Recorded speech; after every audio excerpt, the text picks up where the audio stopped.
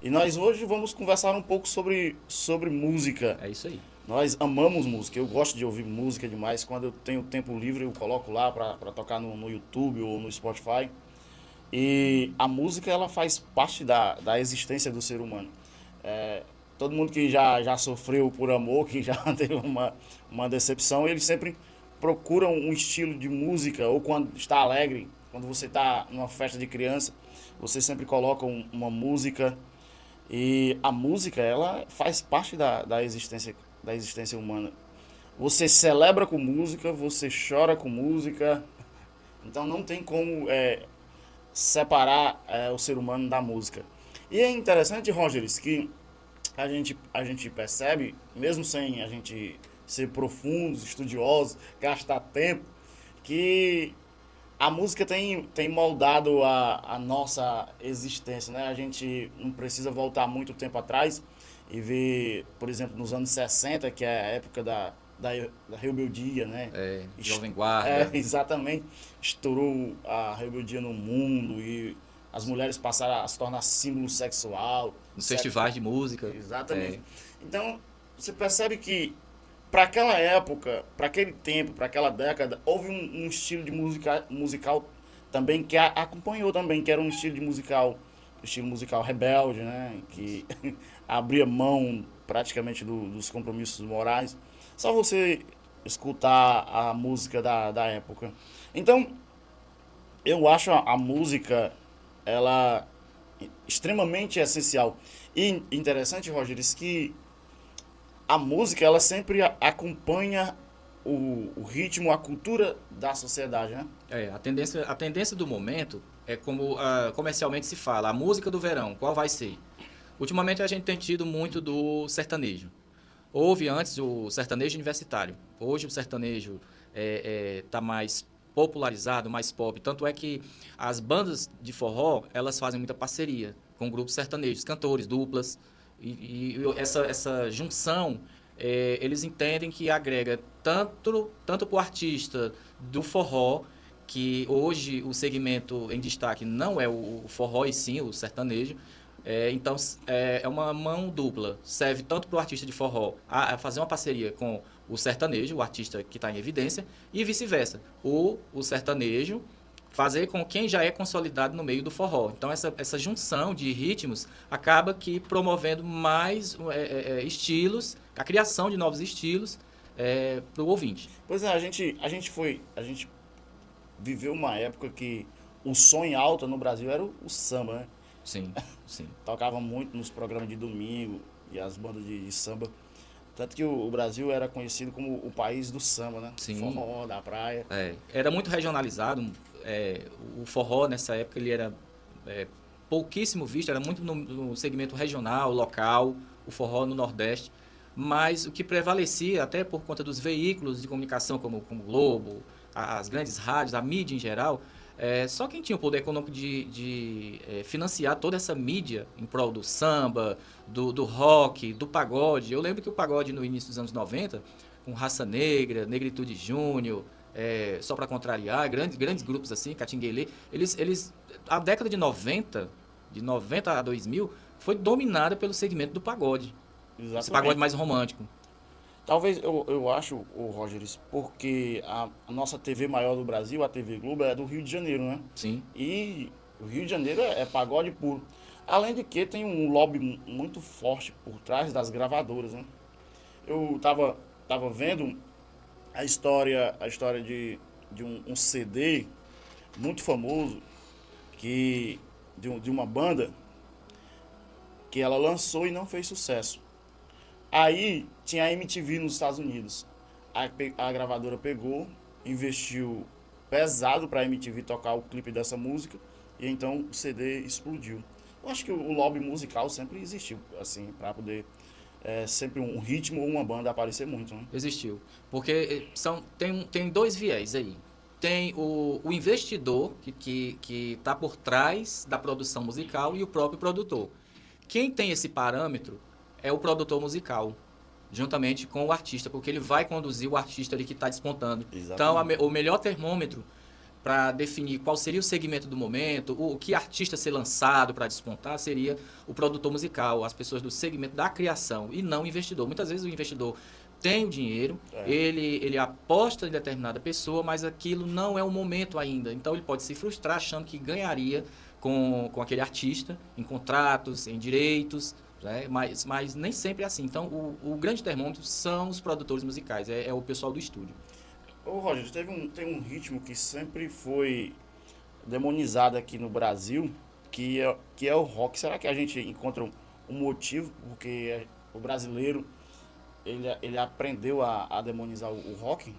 Sim, esses movimentos que transformaram o rock num estilo mais demoníaco, eu acho que se deve à própria essência do rock no meio internacional, na sua essência internacional, porque eles geralmente eram associados a pessoas de preto, de maquiagem pesada, de tatuagem. O cunho das letras, se você prestar atenção, em muitas das letras fala de depressão, de drogas, de rupturas da família, de separação, perdas. Então, assim, são pautas que a Bíblia trabalha dentro disso, em que a Bíblia tem um caminho para a solução de tudo isso, essas dores do ser humano, que é a palavra de Deus. Mas o rock, eu comparo o rock como o brega, que são as músicas aí que vai do sentimento, sabe, da dor, da ruptura que o ser humano sofre. No traz, esses problemas todos são abordados pelo brega e, recentemente, pelo o piseiro, esses forrós mais românticos que falam de terminou o relacionamento. O sertanejo tem muito disso, que agora a pessoa estava por baixo, agora deu a volta por cima, está melhor. Então o rock, com esses componentes assim que a Bíblia tem muito de como seriam antibíblicos, esses sentimentos muito negativos e pesados, voltados para o que o Satanás, vamos dizer assim, tudo que é contrário à Bíblia que ela aborda, são temas muito caros que o rock abraçou como forma de pegar o público internacional, porque nem todos os países, Carlos, têm esse viés assim, forte do cristianismo, né? Eu também penso que as letras do mundo rock, elas representam muito do que vai no coração, na alma, na mente do cara que compõe.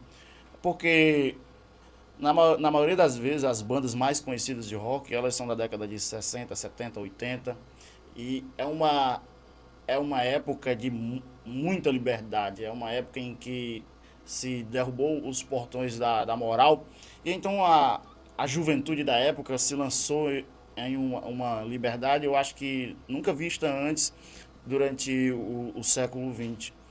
E aí ela mergulhou muito em drogas, né, em sexo, e muito, mas muito em droga.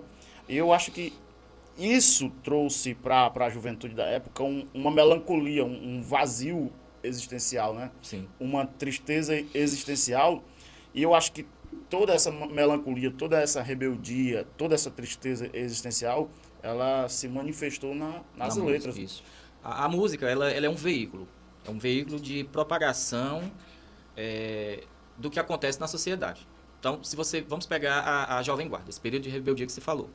É um período de empoderamento feminino, a família estava fora desse escopo, a proteção da família, a constituição de filhos e tudo. Então, meu corpo, minhas regras, lá de trás, hoje tem isso, mas já tinha. Nasce ali já nasce época, ali. Né? Eu posso fazer o que eu quiser, eu quero ser feliz, eu quero ser livre. Então, assim, mas a música é um veículo do que ela retrata a sociedade. O que acontece ali é transformado em música, e a música é o melhor meio de atenuar ou suavizar esses problemas que acontecem na sociedade. Então, assim, quem promovia tudo isso não ia promover reuniões com a população para falar sobre, não, vamos ter menos filhos, vamos fazer o que quiser do nosso corpo, vamos ser felizes da maneira da gente. O uso de drogas, o álcool, ficar solteiro, por exemplo, não, enfim, não vamos criar reuniões com a comunidade para tratar disso, para novos parâmetros, paradigmas da sociedade. Não. Então, eles usam os problemas que a sociedade passa, transformam em música, e aquilo entra na alma de quem está ouvindo. E a pessoa que está passando por aquele problema se identifica com o que está ouvindo. Então é mais fácil para ela absorver tudo isso. E a música, então volto a dizer, a música ela é uma ferramenta para disseminação dessas ideias, das práticas que acontecem na sociedade. Você vê hoje, Rogério, você escutando um pouco, né, no Spotify, no YouTube, nos programas de televisão, nem tanto pelos programas de televisão, que eu acredito que a gente acompanha pouco, né? Os domingos, acho que até a própria juventude mesmo, o jovem entre 14 e 20 anos, ele liga pouco a televisão para assistir os programas de domingo. Ou é pelo Spotify ou pelo YouTube. Que nós estamos vivendo uma nova era de ideias nas músicas, né? Seja em qualquer estilo. A gente hoje está acostumado que o estilo que explode no Brasil é o estilo do sertanejo. E por trás, entre os jovens, vem o funk carioca, né? É. Mas, independente do ritmo, a gente vê que novas ideias estão surgindo na letra das músicas. E eu acho que não são ideias tão legais. Por exemplo, a gente pega as novas letras do funk, né? O funk sempre foi uma linguagem de rebeldia contra as chamadas esferas dominantes da sociedade, né? Principalmente contra as forças policiais. Mas mais do que nunca há uma exaltação exagerada a elementos que a gente nunca percebeu antes na música, né? Como é triste ver as músicas exaltando elementos muito, muito nocivos a uma sociedade equilibrada, como a questão da sexualização de adolescentes, né? Sim. O funk, ele passou por mutações. Na década de 90, o tipo de letra do funk era um funk voltado para a denúncia do que o poder público fazia com as sociedades, gente que morava no morro, nas comunidades. Então era uma música voltada para a denúncia do que acontecia, as abordagens policiais, a vida sofrida das pessoas de comunidade, que antes chamava de favela, hoje é comunidade que chama. Então, foi se amoldando com o tempo, se aperfeiçoando, as pautas do que o funk prega foram mudando, e de uns anos para cá, o que é que o funk aborda? O funk aborda ostentação, luxo, dinheiro, fama, poder. Então, são componentes que vão se inserindo, se amoldando no segmento, e aí cada estilo musical desse fica com a sua característica, fica impregnado. Você vê que o funk é ostentação, o sertanejo raiz falava das coisas da terra, de perdas, de rupturas. Já não fala mais nisso, né? O samba de Bezerra da Silva, por exemplo, falava da malandragem, da vida do morro, do carioca, sabe? De matar um leão por dia, tá? E depois o pagode romântico, por todo aquele romantismo de idas e vindas das pessoas. O nosso forró com Luiz Gonzaga, Jackson do Pandeiro, contava coisas do sertão, da seca, da vida do sertanejo. E hoje o que temos? Um forró reestilizado, também com elementos do sertanejo, com perdas, rupturas de relacionamento. Hoje, quem não está mais comigo, hoje eu estou melhor, e aquela coisa muito do relacionamento humano. Você lembra muito Luiz Gonzaga. Luiz Gonzaga, ele cantava muito a vida do sertanejo sofrido, e você compara como era o forró, né, do Luiz Gonzaga. Ele, por exemplo, a música mais conhecida dele, Asa Branca, que ele conta essa trajetória do sertanejo saindo da terra seca e procurando o sonho dourado em outro estado. O êxodo, né? O êxodo do sertanejo de busca de São Paulo, do Rio. Aí você compara essa época do forró para essa época, é totalmente diferente, né? Totalmente. Hoje tem uma subdivisão que eu nem sei se é forró, mas é uma subdivisão. Esse piseiro. O piseiro é uma variação muito artificial, feita em teclado, que eu acho que a criação desse segmento se deve muito depois da pandemia, a retomada dos eventos com bandas numerosas, ela foi cada vez ficando menor, a participação de componentes numa banda. Diminuindo os gastos, né? Sim, sobretudo os gastos. Foi tirado os dançarinos, depois foi tirado os metais, das grandes bandas, né? Que era muito tradicional. Toda banda, você ouvir nas transmissões da rádio, os metais, como Forró Real, por exemplo. E aquele rapaz, o Zé Cantor, que eu esqueci o nome da banda dele agora. Mas, enfim, Chão de Avião, Wesley, tinha muitos metais. E daí foi se perdendo, foram dispensando as pessoas. E foi reduzindo a tal ponto que aí, depois da pandemia, tudo parou, a economia realmente ficou impactada no nosso Brasil. E o que é que as pessoas deixam de fazer logo? É o que é supérfluo, que é sair, é comer. E aí o contratante não quer pagar, ele tem uma linha de corte. O contratante ele não quer pagar mais do que certos... tem um limite para ele, que ele acha. E o músico foi se reinventando. Então, o que sobrou hoje, tirando todo mundo, geralmente era um tecladista, uma cantora ou um trio, tá? E aí se diminuiu a tal forma que hoje é um karaokê. Eu acho lamentável ter chegado a esse ponto, mas compreendo que as pessoas merecem ter o seu meio de vida, elas têm que buscar um meio de vida para trabalhar, né? Então, para contratar outras pessoas ficou inviável, tendo em vista que os contratantes não querem pagar mais do que o que eles acham, tá? E aí o que resta para o cantor, para ele poder sobreviver, é pegar uma caixa de som, um pendrive, um karaokê e cantar, com o VS. Mas, do ponto de vista do público, eu, como se fosse apreciador ainda desse tipo de ambiente, de restaurantes, bares e enfim, barraca de praia, por exemplo, que a gente vê, o que eu vejo é um karaokê praticamente. Então você escuta de longe, pensa que é um grupo, mas não, quando chega perto, vê que é um karaokê. Então eu acho que, do ponto de vista do público, isso ficou muito pobre, porque você não vê mais num palco, num cantinho reservado à apresentação do artista. E essa é uma temática que, não sei se a gente abordaria aqui, mas para o artista isso pesa muito, custa muito caro, ele não consegue mais se apresentar. Imagine com a moda do VS hoje, como é que um baixista, um guitarrista fica dentro do mercado? Não, ficou o quê? Tecladistas e cantores, praticamente. Desaparecem. E às vezes nem tecladista, só cantor. E aí, Rogers, tem um viés, uma tendência que o nosso tempo, a nossa época ficou um pouco dormente, de imaginar, de pensar como a música ela pode moldar, ela pode guiar uma sociedade, ela pode influenciar os rumos de uma sociedade.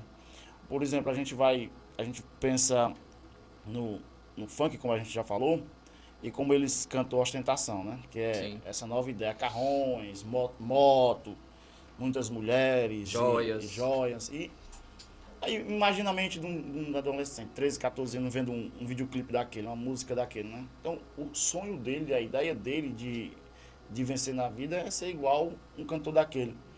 E ele vai crescendo, só que aquele meio onde ele vive, como tu disse, a comunidade, né, mais favela, né? Não oferece para ele saídas para que ele chegue àquele ponto do videoclipe, né? Ter carrão, ter moto. Não, ele não tem alternativa. A educação oferecida não é tão legal e os meios são precários, o Estado não chega com grande agilidade, talvez por falta de interesse, não sei.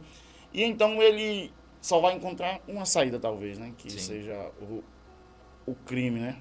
E ele vai entender que o crime compensa.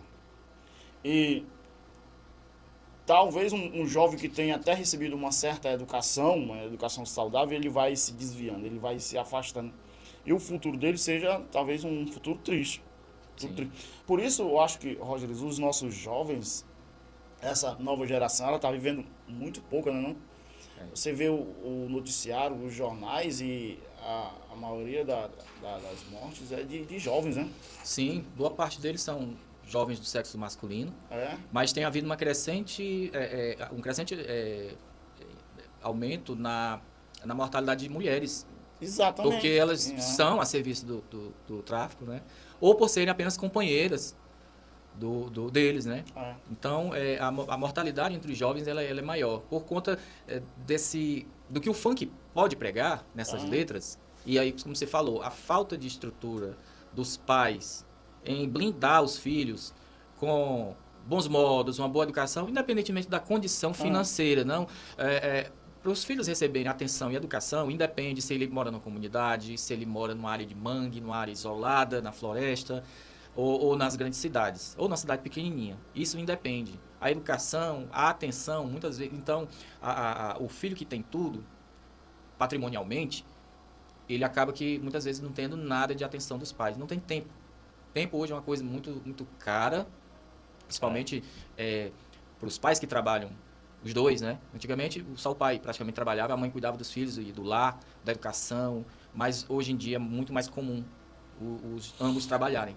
E o que fica para os filhos? Para os pais abastados, bota o filho em judô, em karatê, aula de reforço, o dia, né? ocupa. Ali, tudo é responsabilidade para ocupar escola integral, para ocupar a mente dos filhos.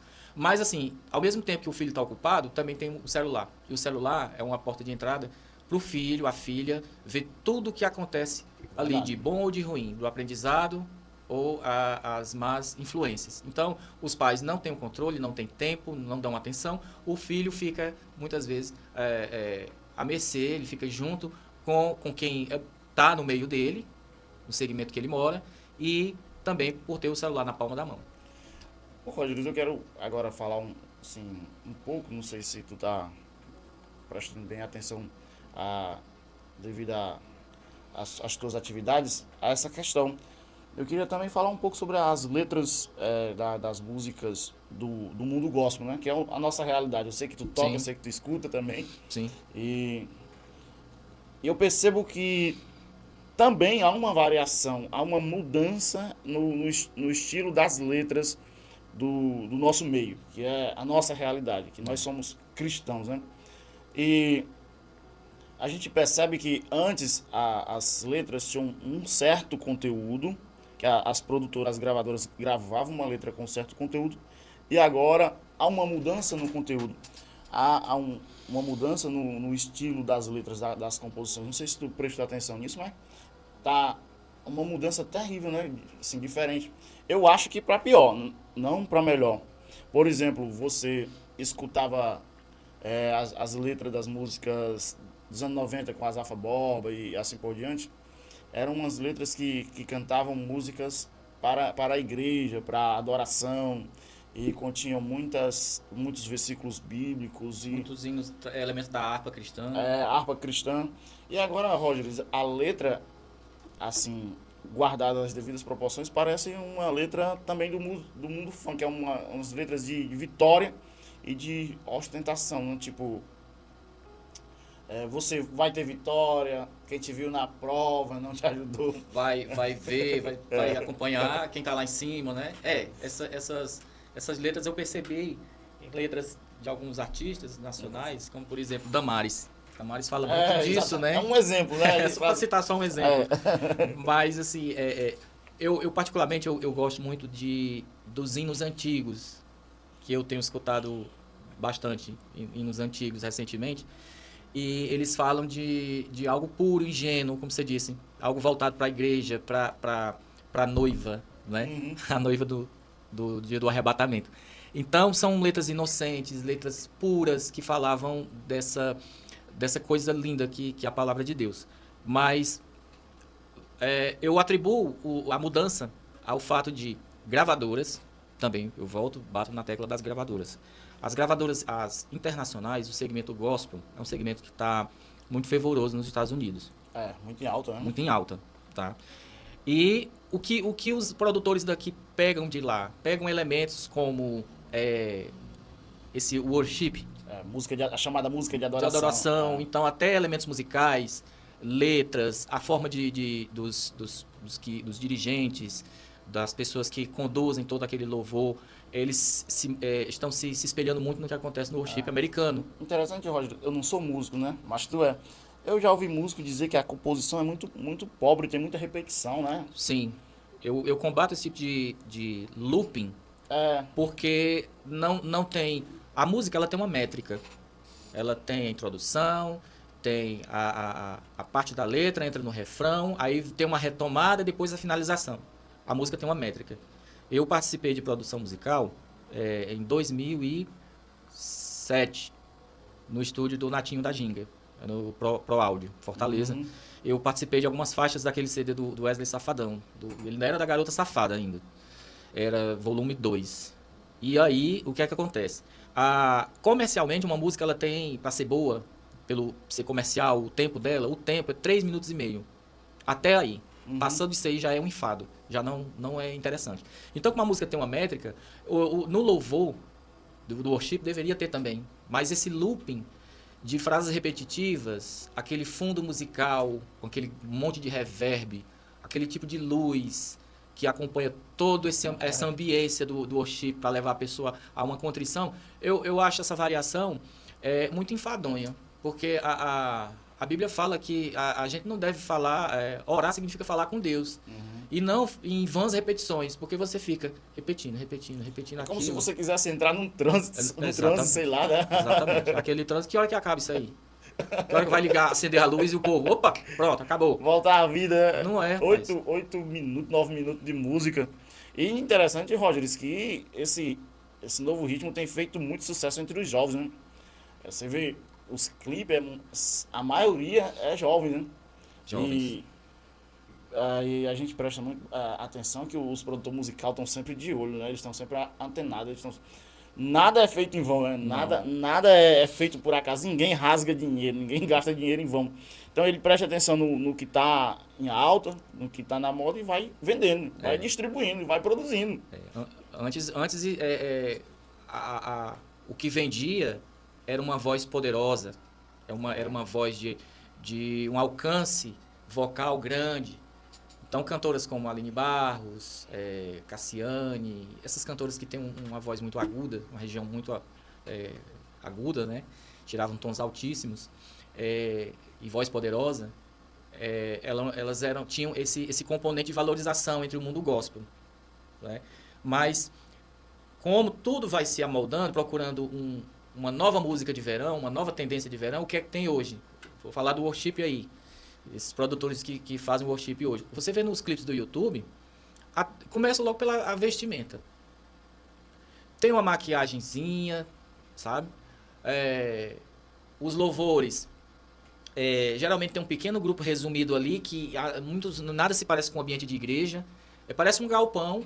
Foi feita uma ambientação, um cenário, luzes, canhões, LEDs, painéis e tudo. E aí tá na roupa, tá no público voltado para aquilo ali. Não se vê nem muito pessoas mais idosas. Não, é uma galera bem jovem.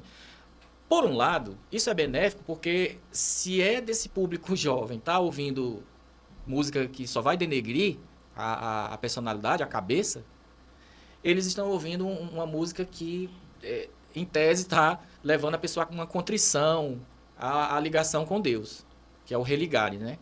Mas, por outro lado, essa parte comercial, ela tem um papel muito importante para as produtoras, as gravadoras. Para vender aquilo, você não basta mais uma voz potente.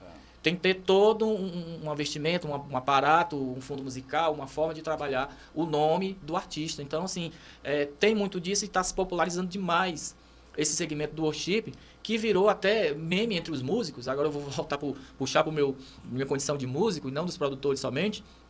Virou assunto de meme. Antes, o tecladista, para tocar numa igreja, ele tirava leite de pedra junto com a banda. Muitas vezes só tinha o teclado. Então, o teclado com ritmo, ele tirava leite de pedra, Carlos. Hoje em dia, os memes são: a pessoa aperta uma tecla, segura o pedal de expressão e que o som continua com aquele acorde feito. E ali você tem 8, 10 minutos de worship que o tecladista não faz mais nada. Então, a esposa tá falando aqui que o worship, né? Elas são música para hipnose, né? Para levar ao emocionalismo e à ilusão de adoração a Deus, justamente. É isso que a gente está querendo falar aqui, né? Mas na verdade é somente para conforto pessoal e nada para Deus. Isso me leva a um ponto bastante interessante, porque para nós cristãos, para a igreja, né, para a congregação, a música, ela também é um veículo de instrução, de ensinamento, através das letras. Você pega as letras não tão distantes, por exemplo, nós tocamos agora aqui Alvo Mais Que a Neve. Alvo Mais Que a Neve, para tu que tem costume, como eu, né? Alvo Mais Que a Neve é cantado em culto de ceia, né? E Alvo Mais Que a Neve vai expressar, através da canção, o sacrifício, né? O sangue de Cristo, que é derramado e aspergido por nós para a nossa purificação. Exatamente. Para perdão de pecados. Então, toda a canção, ela leva a uma instrução. E a música ela tem um poder extraordinário, porque muitas vezes, Roger, A gente não vai lembrar de um texto da Bíblia, a gente não vai lembrar de um capítulo, de um versículo, onde é que está. Mas a música, ela gruda que nem chiclete, né? Sim. Você escuta uma música na juventude e você pode se afastar da igreja. Você pode passar 10, 20, 30 anos fora da igreja. Mas se você passa algum canto e ouve alguém cantando, você já lembra. É como andar de bicicleta. A música grava na cabeça de uma maneira espetacular. Por isso que, percebendo isso, a música sempre foi usada na igreja como veículo de instrução. E eu acredito que essas novas músicas, elas não são mais um veículo de instrução para a mente. Ela não preenche mais a mente com a verdade que se deve expressar na igreja. Ela é esse loop para despertar emoções. Sim. Para despertar choro. Você vê que é muito choro, muita lágrima. Mas terminada aquela reunião, aquele culto, a pessoa sai com a mente vazia. Exatamente. A Bíblia, ela fala que é louvai ao Senhor com harpas, pífaros, tambores, com cânticos. Isso é bíblico. Cantar, o louvor, é bíblico. Né? Por isso que tinha os levitas, sim, né? Um segmento dentro da igreja voltado aos os músicos, os que iam louvar, para conduzir tudo aquilo. Mas o que acontece? Na igreja primitiva, quando chegou também a Assembleia de Deus no Brasil, tudo era mais puro, era voltado para essa purificação, essa conexão com Deus. Mas, ao longo do tempo, foi denegrindo, tá? Foi se esvaziando, esfriando, esse é o termo mais apropriado. As músicas ganharam uma conotação diferente do que não é mais a ligação com Deus, o ato de contrição. Tanto é que, particularmente, Carlos, outra coisa que, dentro das músicas do meio gospel, que eu não aprecio, são os forrós gospel. Uhum. Porque, Carlos, eu vim de um segmento de forró. Apesar de ter tocado em bandas de vários segmentos, como de bandas de reggae, bandas de formação de música para o carnaval, música de buffet, grupos de baile, bandas de baile, que o baile é uma grande escola para o músico de baile, mas predominantemente foi forró. Aí o que é que acontece? As músicas gospel que voltaram para o forró, em nenhum momento me atrai, eu não gosto, eu não ouço, apesar de ouvir, às vezes você está em um lugar que você é obrigado a ouvir sem querer. Mas são letras que te convidam a dançar, Carlos. Embora eu não goste de dançar, eu nunca gostei, eu não sei dançar. Mas, assim, são músicas que, pelo amor de Deus, como é que aquilo vai te ligar a Deus, tu batendo o pezinho ali, e que se você não prestar atenção na letra, você ouve por uma banda de forró tocando, Carlos. Ei, Roger, é como chamar um bêbado para trabalhar a ligação num bar, né? Exatamente. Um ex-bêbado, né? Então, assim, são coisas que a gente não deve expor uma pessoa que é recém-convertida, não deve se fazer isso. Então, como o fato de beber, e se alguém me visse bebendo, não, ele é crente, não, ele está bebendo, eu vi ele bebendo. Então, como é que a pessoa que não me conhece, ela só pelo que ela viu, ela vai fazer essa divisão? Como é que vai entender na cabeça dela? E desperta para... A gente está no meio, né? A gente está inserido, imerso, né, nesse ritmo de forró e a gente sabe o que as letras de forró de hoje cantam, né? Então você se converte, você vem para a igreja e você vai ouvir um forró. A sua mente, ela tá totalmente moldada para o que significa, né? Então você vai trazer à memória, a lembrança, todo o seu passado e é muito perigoso, né? É por isso que eu não acho que isso tenha cabimento no meio evangélico, porque o forró é muito regional. É uma coisa nossa, do nordestino, tá? Mas a música gospel, a música evangélica, ela não nasceu com elementos do forró. Agora, o forró é algo que leva você a realmente dançar, um ritmo dançante. Seja um baião, um shot, e o forró eletrônico, por exemplo. Ou um vaneirão, é outro segmento. Mas tudo isso você dança e é impregnado de coisas carnais, de coisas ali que numa festa, o que é que você faz numa festa? Você bebe, você dança. É o que tem numa festa. Não tem isso na igreja. Outra coisa que eu acho brega também, nessas bandas de forró, que é muito chato, é pegar uma música que está em alta, na música secular, né? E gravar com uma paródia, tipo uma paródia, no mesmo ritmo, para o forró cristão. O cara que escuta é bem que tá escutando a música original, né? Ele não vai separar, não vai haver esse desligamento. Poxa, eu era uma pessoa desse jeito, com esse comportamento, agora eu sou outra pessoa. Cara, eu prefiro assim. Se é para tocar forró, eu prefiro tocar o forró secular do que eu tocar um forró gospel. Porque não bate. Eu acho que cada segmento tem seu quadrado. A música gospel é uma música de adoração, de louvor a Deus. Tanto é que na congregação a qual eu pertenço, lá na Paraíba, é a Assembleia de Deus, é a Congregação dos Justos. Né? Lá na Paraíba. O nosso dirigente, ele faz um crivo, ele faz uma peneira, vamos dizer assim. Ele examina o que a letra daquele hino passa. E ele, à luz da palavra, ele diz o que é que vai ser colocado para os músicos ali. Ele tem esse critério. Uhum. Não é qualquer letra, qualquer música que vai, pelo menos lá, ser tocada ou cantada. Passa por ele, o que deve ser tocado. Porque a letra da música, a música tem esse veículo, a gente já falou aqui, tem esse veículo de disseminar, de propagar as ideias. Então, você está ouvindo uma música aqui, como você disse, você não lembra de qual trecho da Bíblia é, mas a música entra na sua mente com determinado motivo que ela quer passar para você, tá? Seja de adoração para Deus, para você se buscar um perdão, se reconectar, seja para superação de vida. A música ela tem um propósito, cada letra ali objetiva uma coisa. Então, como ele faz esse crivo, dependendo do contexto, ele não estaria ajudando o fiel da igreja. Ele estaria criando até uma confusão. Então, separar isso aí é muito importante, e ele faz. Porque senão a gente... Porque nem toda música é gospel, nem toda música que é tocada no mundo gospel, na minha opinião, na minha simples opinião, ela é uma música para o culto.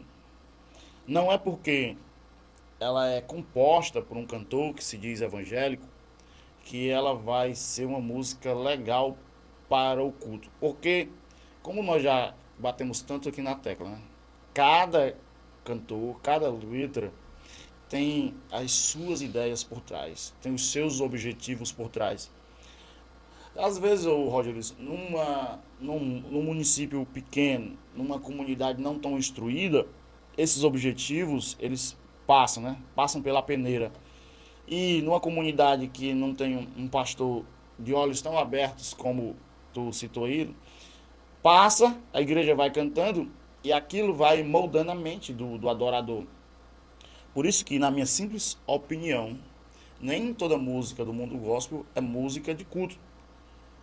Há igrejas, principalmente igrejas mais tradicionais, eu falo igrejas mais antigas, tipo Batista, Presbiteriana e assim por diante, ou outras, que ela tem os seus pastores de música, que é os pastores dedicados única e exclusivamente a escolher o canto da igreja, a música, né, que vai tocar na igreja, justamente para que não haja essa influência tão nefasta da música na mente. Porque a gente já passa a nossa vida toda sendo influenciada por outros estilos de música. E a gente vem para a igreja e continua sendo influenciado por um estilo de música ruim, isso não edifica a igreja, né? Dentro dessa letra, do que a letra passa, os artistas de cada segmento, vamos por exemplo, as pessoas que cantam hip hop e se convertem, elas continuam cantando o estilo hip hop, porém trazendo letras para levar uma edificação, uma purificação, uma remissão com Deus, tá? Porém, nem todos seguem isso na medida que o estilo ele não ajuda muito, porque, por exemplo, o hip hop ele é um segmento de criado assim, de coisa do subúrbio, daquele bairro, a parte mais pobre, a parte suja da cidade, a parte que o poder público não chega. Então tem todos aqueles elementos de rebeldia, a administração não chega até a população, falta muita coisa, a marginalidade é grande, não tem trabalho para todo mundo. Então as letras são muito são levadas para as prisões, porque nas prisões existe muito da pessoa ouvir determinados estilos, principalmente no meio americano, né? Os filmes nos mostram muito isso, né? No Harlem, no Bronx, são bairros assim que já foram muito com índice de criminalidade muito grande, tá? Então, certos ritmos, ainda que tenha uma letra boa, o que eles dizem assim, não, mas assim, a letra está falando de Jesus. É um reggae. É um reggae. Tanto é que existe muito meme de se a música é evangélica no Maranhão, aí sempre botam com reggae. Não tem outro ritmo lá. É um louvor gospel no Maranhão. Até o hino da harpa como reggae. Então, se fosse aqui numa igreja do Maranhão, determinado o hino da harpa. Então, assim, é uma viagem que os caras fazem, sabe? Então, às vezes, o próprio ritmo, ele não ajuda. A letra quer realmente ajudar, mas o ritmo não ajuda. E aí, como volta no forró, a letra tá dizendo alguma coisa, mas eu acho que a letra da pessoa é a última coisa que presta atenção em letra. Porque o ritmo é tão dançante que a pessoa vai bater o pé. Não vai fazer um exame na cabeça, não. Vai bater o pé para dançar. É verdade. Então, pelo que eu entendo, tu acha que o ritmo influencia muito, né? O ritmo influencia. Porque se eu tô num momento, por exemplo, eu tô num momento de arrependimento, de deixar o que eu fazia para trás, eu tô sofrendo muito. Como é que eu vou escutar algo tão sublime, tá? Uma música calma, para eu realmente fechar os olhos, fazer um exame de consciência de tudo que eu fiz, do que eu tô sofrendo. E como é que eu vou colocar um forró gospel? Então, tem o segmento, não só a letra, mas o estilo, ele te leva para uma outra esfera de cognição, sabe? Uma música clássica, ela relaxa. Uma música instrumental, ela relaxa. E certas músicas, pela frequência, o ritmo, o uso de elementos de percussivos, ele deixa a música muito suja, muito, sabe? É muita batida. Tem músicas que às vezes só o quê? Piano. Um piano e violino. Às vezes só um violino. Então, depende. São muitos componentes, por isso que essa grande variedade de estilos. E a letra é um dos componentes dessa variação rítmica. A letra é uma das... Porque tem música que não tem letra. É instrumental. E sem letra alguma você consegue relaxar. Mas a letra tem esse papel de formar. Então, assim, há um distanciamento entre a letra que leva à conexão com Deus e aqui não edifica nada. Ô, Rogério, tem um ponto aí que a gente pode abordar, que é o chamado show gospel. No Brasil cresceu muito essa cultura de show gospel, que é uma apresentação para milhares de pessoas. E eu acho que devido a essa expectativa do show agradar a milhares de pessoas, a muitas pessoas, então tem se formatado uma música, um estilo de música para que seja vendida para uma grande multidão, né? Para um show para milhares de pessoas. Então, eu acho que os nossos grandes nomes da música gospel, eles têm pensado as suas músicas também para esses grandes eventos, para essas grandes multidões, onde ali não é um culto, né? Ali não se presta bem a um culto na igreja, onde se vai ter a ministração da palavra, orações, mas ali é mais um espetáculo, né? Ali é como se fosse uma apresentação, e na verdade o show gospel é uma apresentação, um espetáculo. E devido a essas circunstâncias, a música, a letra, o ritmo tem que acompanhar para que seja agradável a essa grande multidão. E eu acho que por isso, Rogers, tem se preocupado muito, as pessoas têm que se preocupar um pouco em compor músicas para o culto mesmo, para adoração em culto. O culto, eu tenho para mim, pelo que eu tenho aprendido e estudado, que o culto ele é para exaltação a Deus. Ali nós louvamos a Deus, nós louvamos os benefícios de Deus, suas misericórdias, sua bondade, sua fidelidade. Nós louvamos ali a pessoa de Deus e louvamos em grupo ali, né? Numa congregação. E a música de culto não é música de espetáculo. Não. Não é uma música de show. Não. Tanto é que essa separação ela é bem evidente em eventos campais. Eu sou a favor dos eventos gospel, campais, porque realmente é uma clara... Não, o que eu quero falar é assim, há uma clara divisão rítmica entre o que é ministrado, o que é louvado na igreja e o que é tocado lá fora. Porque, vamos ver aqui, num evento ali na Lagoa, onde os eventos, local de eventos ali, tá com 1 mês e meio, antes dos parques chegarem, houve a igreja de uma denominação aqui, ela fez um evento evangelístico. E eu estava com as minhas crianças e a minha esposa lá, e a gente ficou no local, porque eles começaram, a gente não estava lá, e a minha esposa se emocionou pelas músicas, eu também fiquei emocionado e surpreendido, aliás, surpreso, pelo tipo de música que os cantores fizeram naquele momento, porque assim, houve uma mescla de músicas mais calmas, mais na contrição, e músicas mais dançantes. Mas o que eu quero dizer dessa divisão rítmica? Porque ali, Carlos, num evento campal, principalmente nos trabalhos evangelísticos, você abarca todo o público. Ali tem pessoas que não são evangélicos. Ali você está pegando o povão, quem está ali. E o som, ele vai chegar até quem não está ali perto, mas vai chegar. Então, se de repente uma letra daquela alcança alguém que está precisando de uma palavra, porque a música tem isso. Se você está precisando de que Deus fale com você, e não tem ninguém perto de você para Deus usar aquele vaso e lhe dar um recado. Mas você vai o quê? Numa letra de uma música, num papel que chegou até você que o vento trouxe, um bilhetinho, um papel de evangelização, um sonho. Alguém vai chegar. Mas às vezes não tem esse alguém. É verdade. Não tem alguém perto para Deus usar e lhe dar o recado. Então, mas você está ouvindo uma música e aquela letra, tem muita gente que presta atenção em letra, do que a letra passa, tá? Eu sou músico, eu me ligo mais nos acordes, o que a música, a estrutura, mas a letra não tanto, embora que eu não canto. Mas a música tem esse poder de alcance, de chegar até as pessoas. Então, assim, eu acho válido dos eventos, realmente deve haver uma divisão. As músicas eu entendo que são mais dançantes, assim, mais para cima, mais enérgicas, tá? Quando é campal, porque tá abarcando todo mundo ali. E na igreja, não. A Bíblia fala que é para ser tudo com ordem e decência. Então, você não vai colocar todo tipo de música assim dentro da casa de Deus, né? Então, ali toda honra e toda glória para Ele, o Senhor Jesus. Então, são músicas mais, assim, para te conectar com Deus. Muito bem, olha, nós estamos a 10 horas e 28 minutos e estamos falando sobre a música, como a música tem essa influência na vida humana. Nós temos passado aqui por diversos ritmos, diversas épocas e como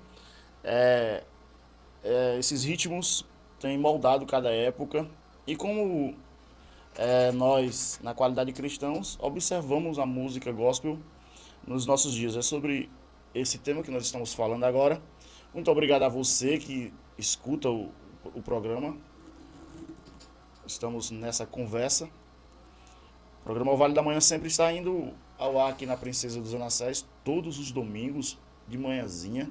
A porção da Palavra de Deus, essa análise sobre alguns temas. Vamos trazer outros temas aqui hoje. Coube a Deus que nós trouxéssemos esse tema sobre música, porque certamente é preciso a gente analisar, pensar com carinho o que nós estamos ouvindo.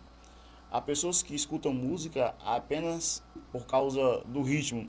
Se o ritmo for potente, tiver muita bateria, tiver muita guitarra, as pessoas escutarão. Se for uma música alegre, para cima, e as pessoas vão escutar. Eu tenho observado isso, Rogério, que existem pessoas que escutam música apenas porque são alegres, para cima, né?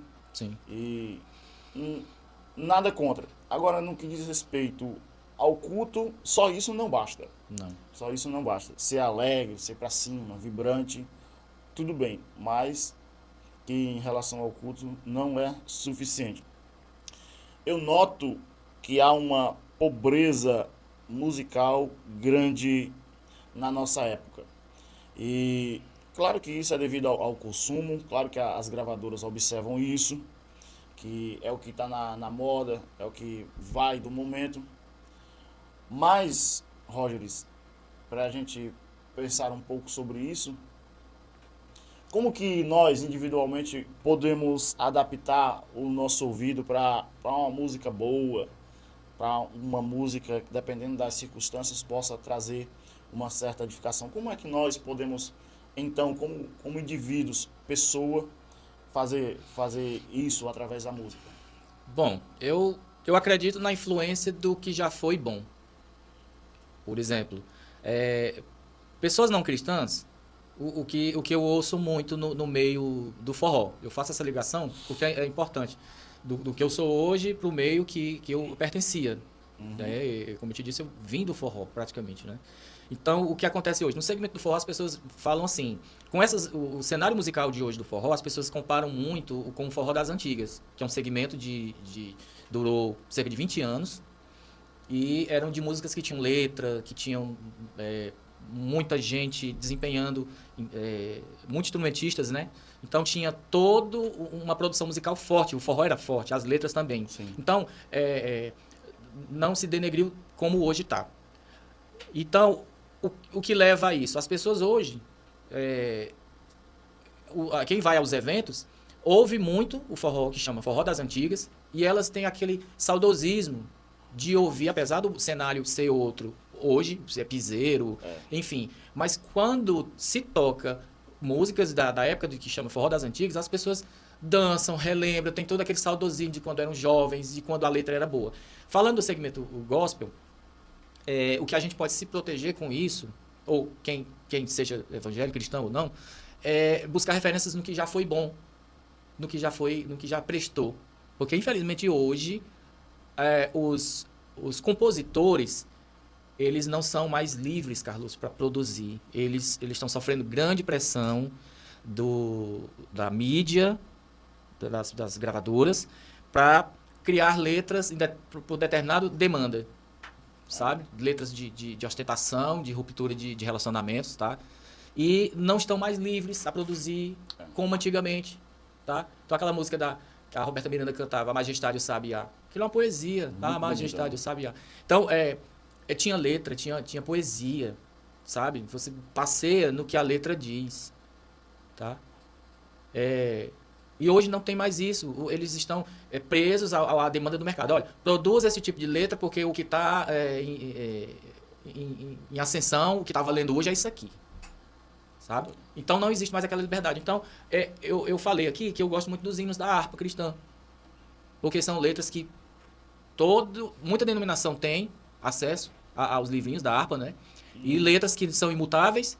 Ficou aquela produção da harpa musical, da harpa cristã. E as igrejas usam aquilo ali como referência para cantar, muitas vezes, a grande maioria das vezes, dentro da igreja. Mas são letras que, cara, falam é uma poesia assim dos céus. As pessoas que fizeram a harpa cristã, que formaram todo aquele acervo da harpa cristã, elas foram inspiradas por Deus, porque são letras maravilhosas, de uma época em que as pessoas realmente buscavam a Deus. Hoje não. Então acho que se moldar ao que prestou. Então acho que seria bom, assim, refinar o ouvido, né?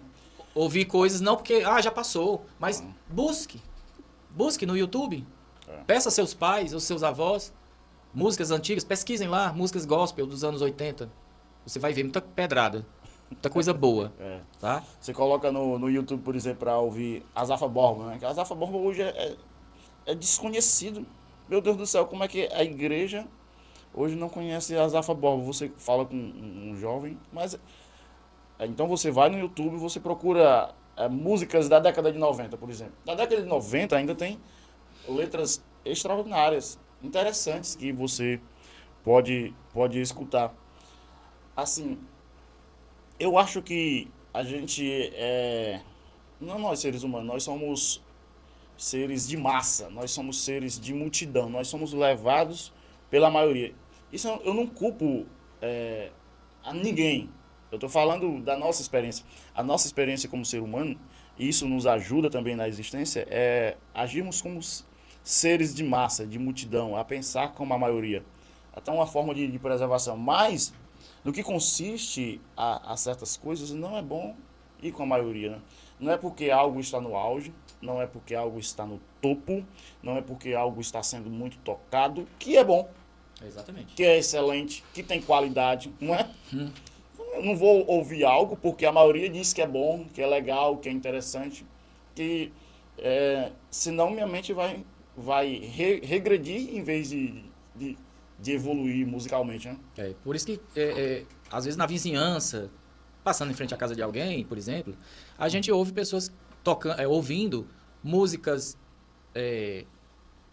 dos anos 50, música, uma bossa nova, uma música totalmente assim fora do circuito comercial que tem hoje. Exatamente. Então são Estranho, pessoas, são pessoas assim um ponto fora da curva, um gosto musical fora da curva. Rapaz, a pessoa está ouvindo ali um Frank Sinatra, sabe? Então é totalmente atemporal do que tem hoje, que hoje é comum você, enfim, as rádios populares elas estão aí, não precisa nem entrar no mérito. Mas quando eu ouço alguém ouvindo coisas assim meio retrô, eu me surpreendo. Que aquela pessoa não foi vencida, não foi tragada pelo modismo. Exatamente. Ela tem bom gosto. É isso. Quando eu vejo um adolescente, um jovem escutando uma música diferente e boa, eu fico... Onde foi que ele viu? Com quem ele aprendeu? Com quem? Como ele conseguiu sair da bolha? Sair da bolha. Porque é muito difícil, porque nós somos bombardeados diariamente, seja no Instagram lá, scrollando o Instagram, no TikTok. É o que não presta, a porcaria mesmo. A besteira musical. E você conseguir sair dessa bolha, né? É muito... Assim, acho que é um milagre. Né? Eu atribuo isso primeiro, tem a personalidade do ouvinte, o que ele traz da personalidade, da essência dele, se ele tem a tendência para o que não presta, assim, musicalmente falando, a essência dele. Eu atribuo aos pais, no segundo momento. Ele vai crescer ouvindo... O que é que os pais dele ouvem? Tá? O meu pai ouvia forró. Eu devo isso aí. Minha formação musical todinha foi a ele. Eu passava... Quando eu não estava na escola, era lá, na bodeguinha dele, ouvindo na radiola, lá que ele tinha os LPs. Então, ele tinha muito, mas muito LP. De forró e brega e muita coisa. Mas ficou restrito assim. No que diz a respeito ao meu pai, foi esse segmento. Mas isso não me impediu de ouvir outras coisas boas, música clássica, música MPB, tá? A bossa nova, por exemplo, uma delas, e instrumental. Então, são referências que, assim, eu sempre gostei de tudo um pouco. Tem músicas realmente que eu abomino, mas, assim, é bom você ter referências, ouvi muito. Ei, Rogério, se alguém ouvindo instrumental hoje em dia... É impensável. Esse cara assim, não é daqui, não. Não é daqui, não. Esse cara é um abestado. Ou ele é um instrumentista e não precisa cantar, ele é inserido em algum quinteto, quarteto, aí ele não é daqui, não. Mas é isso, assim... Aí você percebe o tanto que se perdeu o gosto musical, né? Porque é tido como algo... Mas, cara, é impensável, é fora da curva. Mas assim, Carlos, primeiro a essência da pessoa, depois o que os pais ou ela ouve em casa, porque assim, a formação da personalidade da criança, ela ocorre aos 7 anos. Até os 7 anos, dependendo de como você conduzir a educação do seu filho, o que você passar para ele e ser para ele a referência, aos 7 anos essa parte aí está formada. O nosso cérebro, ele amadurece por volta dos 25 anos de idade. As conexões ali. Aí é difícil aprender algo novo depois disso, né? Mas é mais lento. Mas assim, a maturidade vem aos 25 anos, mas assim, de personalidade, aos 7 anos é definido pelos neurocientistas o que é que a criança, o que é que impregnou nela, o que é que ela vai ser no futuro dela até os 7 anos. Então, para você ainda que tem filho muito pequeno, ou que pensa em casar e ter filhos, pense nisso. Tenha esse cuidado do que ouvir, do que representar para os seus filhos, porque até os 7 anos, eles... Então, até minha esposa estava me mostrando o que os filhos pensam do seu pai. A postagem era essa, em específico para o pai, a figura do herói. Então, para cada idade, dos 3 aos 6 anos, tem uma percepção, dos 6 aos 12 tem outra, dos 12, aí vai. Então, são idades que, dependendo da forma como você trata seu filho, o que você representa para ele, cada idade dessa, cada período, ele tem uma percepção diferente com o seu pai, com a figura do herói. Que depois vira aquela figura da segurança. O que é que você lembra do seu pai quando você era criança? O que ele passou para você? O que é que você lembra de mais forte nele? O que mais marcou? Como era? Então, fica. Você vai lembrar, você que teve pai, graças a Deus, há muito tempo, né? seu paizinho, seu finado Carlos, Deus o tenha. Por muitos anos, assim como eu também tive o meu, metade da minha vida eu tive o meu. Então, você tem referências dos seus pais que, quando fala nele, pronto, meu pai era assim, meu pai era assado. Então, não tem como destoar não, cara. Então, assim, tenha cuidado para aquilo que você passa para os seus pais. Para os seus filhos, aliás. Porque aquilo vai ficar em você.